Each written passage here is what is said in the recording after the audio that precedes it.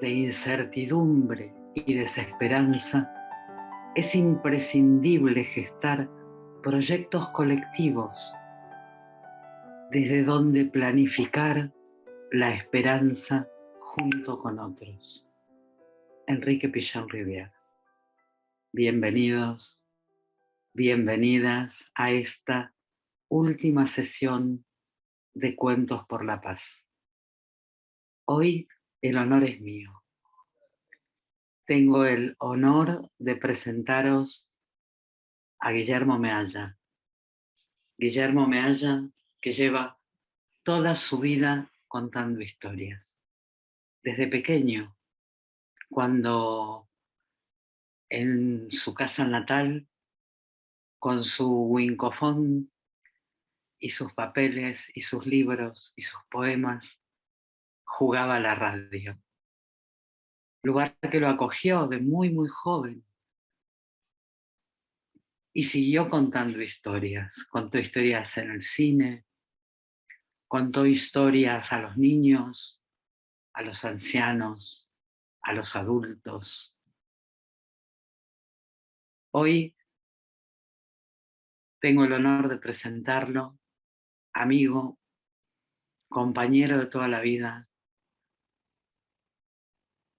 que trabaja y trabajó incansablemente desde el nacimiento de la pedagogía de emergencia aquí en España.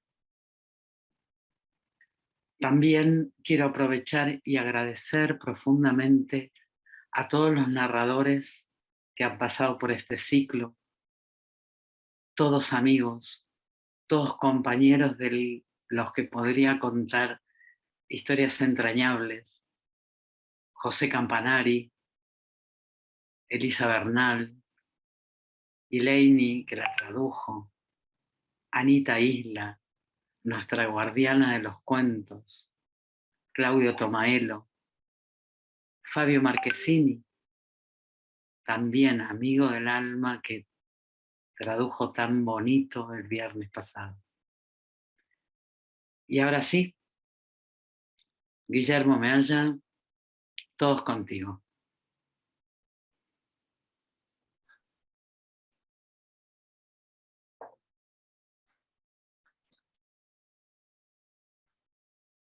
A fines de 1800, Buenos Aires ya era una ciudad trepidante.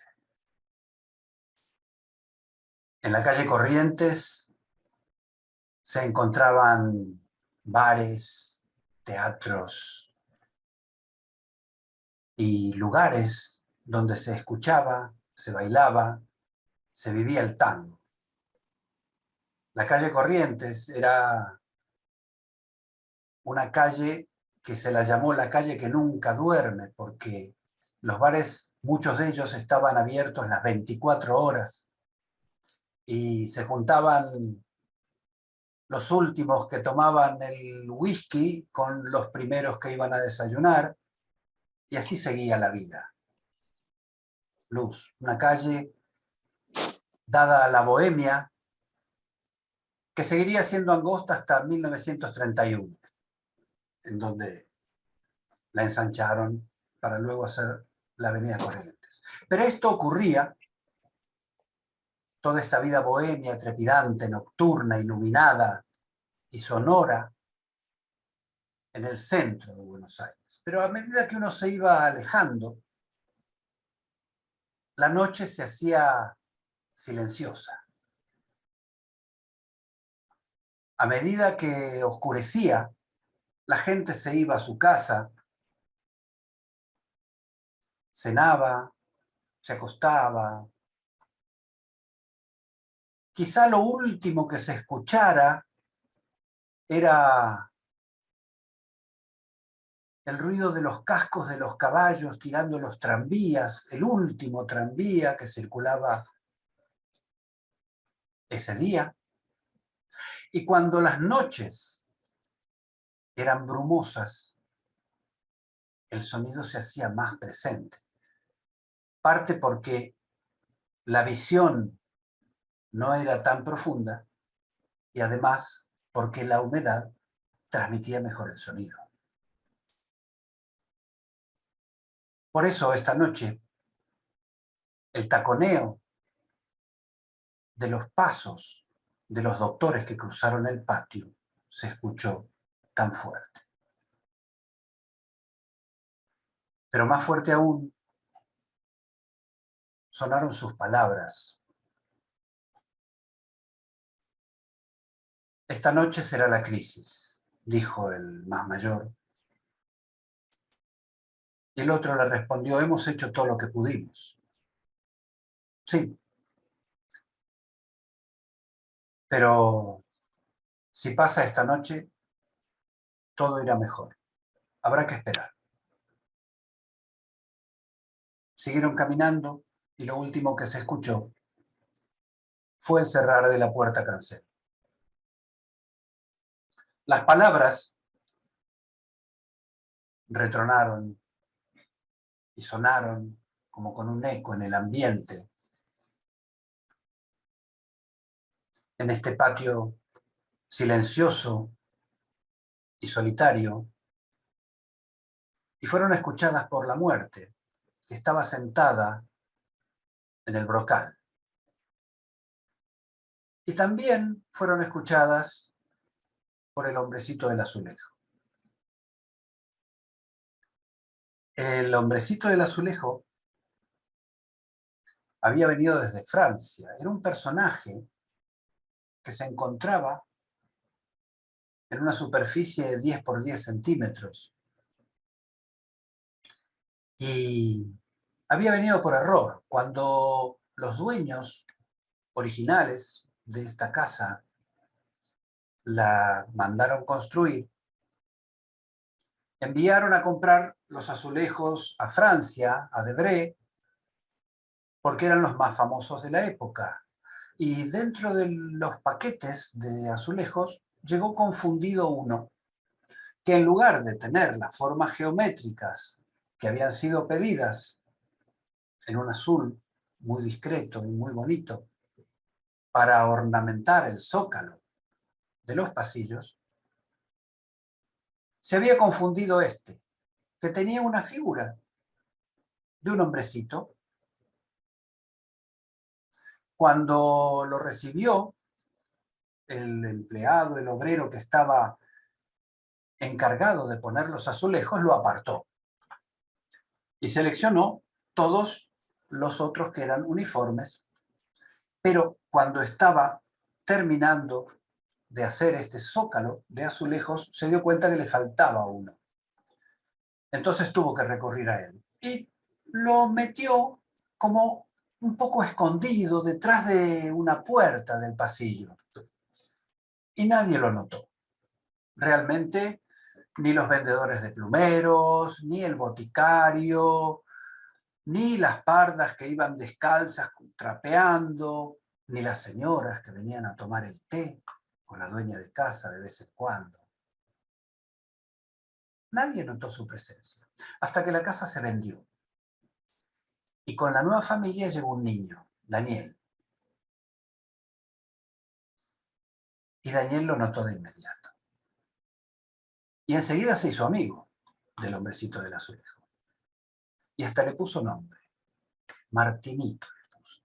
Porque de alguna manera le recordaba a don Martín, un gaucho que le había regalado un petizo cuando lo llevaron a la estancia vieja, y además le había enseñado cómo ensillarlo, cómo armar el recado, cómo ponerle los bastos en la encimera, y todo lo que un gaucho necesita saber. Y Daniel lo tenía en muy alto respeto a don Martín. Por eso, a este hombrecito le puso Martinito, porque se lo recordaba con este sombrero alto, con esta barba puntiaguda, estas calzas que estarían de moda a principios de 1800, y ese bastón en la mano. Bueno, don Martín el gaucho no tenía un bastón en la mano, pero Martinito sí lo tenía. Y a partir de ese momento fueron muy amigos. Y apenas se despertaba Daniel, agarraba el gato y se lo llevaba a presentárselo y a contarle cosas y a charlar con Martinito. Y ahí se pasaba horas y llegaba a sus juguetes y jugaba mañanas y tardes contándole cosas a Martinito. Y una vez al año, cuando vaciaban el pozo para limpiarlo y sacaban a la tortuga que vivía en el fondo, lo primero que hacía Daniel era llevar la tortuga y mostrársela a Martinito. Daniel, sí, ese mismo niño que estaba enfermo y que tenía una cita con la muerte. Y Martinito pensaba que si algo le pasaba a Daniel, nada iba a ser lo mismo para él, porque qué vida solitaria sería ahora que después de tantos años de soledad había conocido la ternura.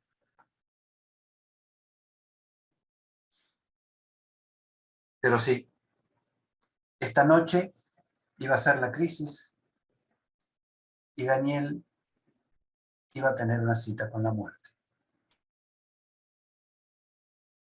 Martinito se asomó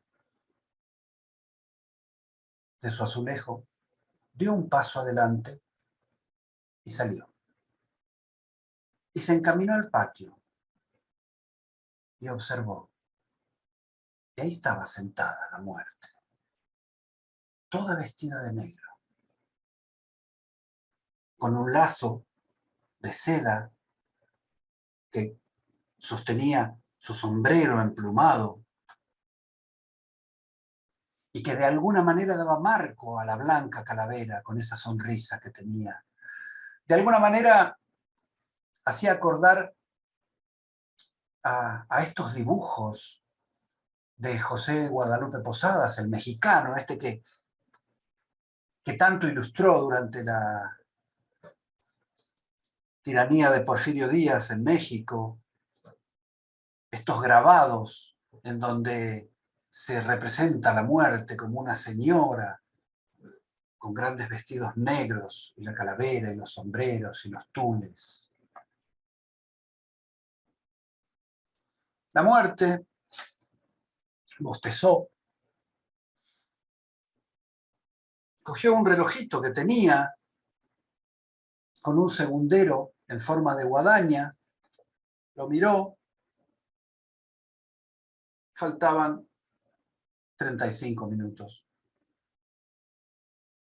Y cuando bajó la mano, descubrió a Martinito parado en el piso. Y Martinito apenas se dio cuenta que la muerte lo estaba mirando, con una sonrisa hizo una reverencia y le dijo: «Madame la mort». Vaya, pensó la muerte, por fin ocurre algo distinto. Porque siempre que la recibían era entre gritos, caras de espanto, miedo. Los que la podían ver, los gatos, los perros, los ratones, huían despavoridos. Los otros, los habitantes del mundo secreto, los moradores en los cuadros, las estatuas, las caras talladas en los muebles, las figuras en las porcelanas, hacían como que no la veían, disimulaban como si no estuviera. ¿Y todo por qué? ¿Porque alguien iba a morir? Todo el mundo iba a morir. Todos van a morir alguna vez. Hasta la muerte va a morir. Pero sin embargo ahora no. Había un personaje que la recibía con una sonrisa y una reverencia. Y además le hablaba en francés, Madame la Mort. Eso la hacía sentir importante, como esas muertes famosas que ella misma conocía de historias que se contaban, porque esta no era la muerte, la gran muerte, era una muerte. cualquiera, era una muerte de barrio, más precisamente la muerte del barrio de San Miguel. Y esto de sentirse emparentada con estas muertes ilustres la hacía sentir importante. Se inclinó y con su mano enguantada de negro levantó a Martinito y lo depositó a su costado en el borde del brocal. Y Martinito enseguida se presentó, dijo quién era, dijo que se llamaba Martín por el gaucho, hizo toda la historia, y le comentó cómo había llegado a la casa, que había nacido en Francia, en la Rue de Poitiers, en Devray, y que por equivocación lo habían metido dentro de una caja de azulejos con figuras romboides, y que había estado solo al principio, pero en ese momento se detuvo porque no le pareció oportuno nombrar a Daniel. Pero enseguida vino la conversación hacia otro lado y le empezó a contar historias y le comentó qué bien le quedaba el vestido y la apariencia que tenía y que se la veía como una gran muerte. Y de ahí enganchó esa historia con otra historia y le empezó a contar de otras muertes en Debré, de muertes ilustres que entraban a caballo a las ciudades sitiadas en tiempos de los normandos, en tiempos de las cruzadas. Y enseguida, historia tras historia, imagen tras imagen, el patio se fue llenando de cadáveres, banderas, cotas de malla, espadas rotas y lanzas. Y la muerte sonreía, miró el reloj, faltaban 20 minutos. Y Martinito seguía con las historias. Y además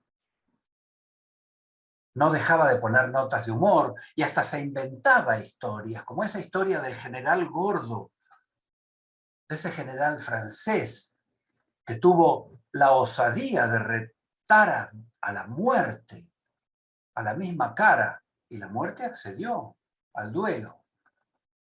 Pero de alguna manera hizo que de repente empezara a hacer calor y calor y calor, y este general se tuvo que ir quitando un abrigo y quitando la camisa, y delante de todos sus soldados quedó casi en ropa interior, y estos pudieron apreciar que en realidad no era robusto y corpulento, sino que tenía ropas con rellenos y almohadas, y la muerte reía histéricamente, y además, dijo Martinito, y en ese momento la oración fue interrumpida por un grito espeluznante. Habían pasado 4 minutos de la cita y la muerte se lo había perdido. Se levantó histérica. Nunca le había pasado eso. Martinito huyó despavoridamente. Salió corriendo del patio, se metió en el zaguán y se escondió en su azulejo. La muerte lo siguió y lo descubrió detrás de la puerta.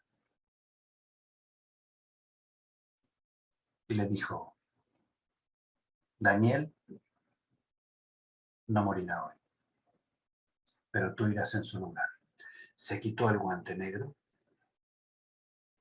y con un dedo raspó de arriba hacia abajo el azulejo, que enseguida se partió en 2 pedazos y cayó al piso. La muerte lo cogió y a paso firme cruzó el patio y arrojó el azulejo dentro del aljibe. Pluc, pluc. La tortuga asomó la cabeza sabiendo que algo pasaba. Y la muerte se fue, ofendida. Nadie más la engañaría esa noche, ni nunca más. Todavía le quedaba mucho trabajo por hacer. A la mañana siguiente, cuando llegaron los médicos, el panorama era otro. Había pasado la crisis de la noche y Daniel abrió los ojos y sonrió. Estaba débil, estaba delgado, estaba vivo. Y todo eran alegrías. La gente festejaba, se invitaban cafés a los doctores, a los vendedores. Y así fue pasando el tiempo. Una semana después, Daniel se pudo levantar y lo primero que hizo fue ir a contarle todo a Martinito. Pero cuando llegó, en el lugar, vio un espacio vacío. Faltaba el azulejo. Enorme fue su desesperación. Y se lo fue a contar a la madre, y se lo fue a contar a las pardas, y a la cocinera, y se armó un revuelo en la casa, y dieron vuelta a todo, una y otra vez, buscando el azulejo, y nada. Nadie lo pudo encontrar.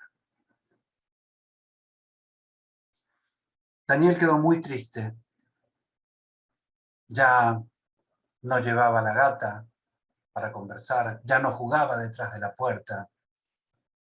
El tiempo fue pasando y cuando llegó el verano, llegó el momento de limpiar el pozo.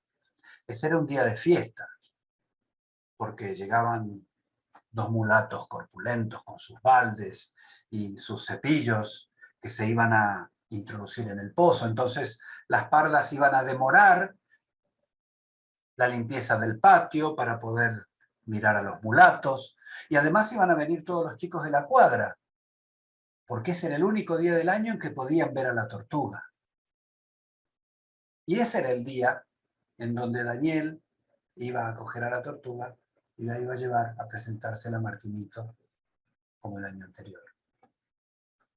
Pero Daniel sabía que eso no iba a pasar, así que no estaba muy entusiasmado. Comenzó la limpieza.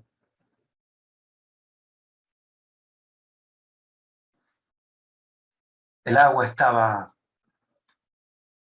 un poco enturbiada. Daniel recordó aquella vez en que, buscando el azulejo y casi con desesperación, se asomó al brocal como si pudiera ver algo en el fondo. Por supuesto que no se veía nada. Desde arriba del pozo no se veía ni la tortuga, menos se iban a ver los dos trozos de azulejo.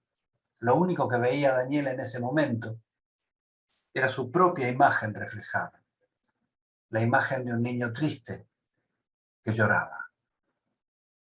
Y sus lágrimas caían y desdibujaban en ondas su propia imagen. Ese era el único recuerdo que tenía de él. Sin embargo, ocurrió algo extraño. Minutos después de que los mulatos se hubieran introducido en el pozo, ya habían sacado a la tortuga, ya estaban limpiando y de repente se escuchó un grito de dentro de uno de ellos que dijo: «Aquí hay algo, abarájenlo». Y tiró hacia arriba. Y una de las pardas lo cogió. Era el azulejo, completamente restaurado. No había ni vestigios de la rajadura. Y se lo entregaron a Daniel inmediatamente y lo abrazó. Porque si un hombrecito pintado en un azulejo puede burlar a la muerte, pues justo es que también puedan burlarla las lágrimas de un niño.